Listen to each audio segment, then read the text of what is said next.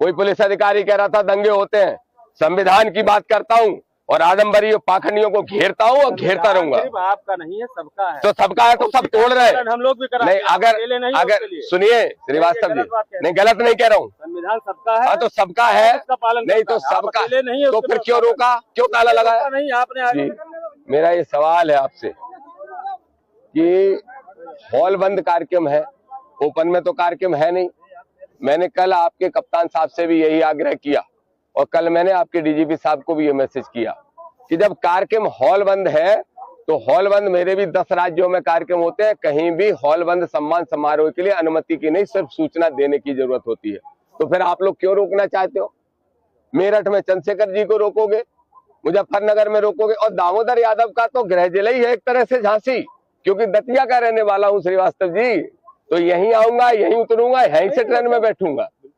तो फिर क्यों कार्यक्रम स्थल पे आप ताला डाल के बैठे हो, किस आधार पे डाल के बैठे हो? और सुनिए, मेरे कहने से कहीं दंगे नहीं होते।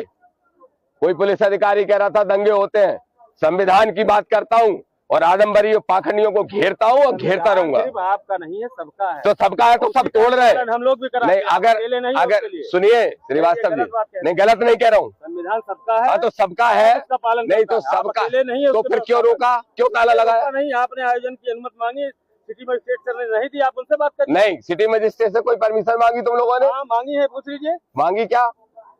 आपको पुलिस को सूचना व्यवस्था से दी है और पुलिस का काम है।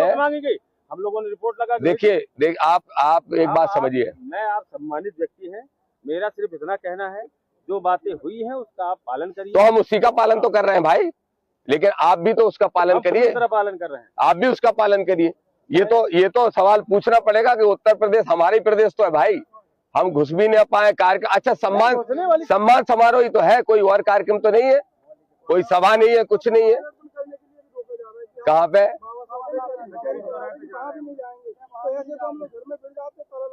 अब बाबा साहब को माला पहना नहीं जाने दोगे आप, फिर कैसे काम चलेगा भाई? आपकी ट्रैफिक व्यवस्था आप तो चाहो तो 1 मिनट में कर सकते हो, आप कर दो, हम बाबा साहब को माला पहना के सीधे निकल जाएंगे, दतिया चले जाएंगे। मतलब आप एक जिम्मेदार आदमी हैं, आपसे जो कल बात हुई थी आप उसका पालन करिए।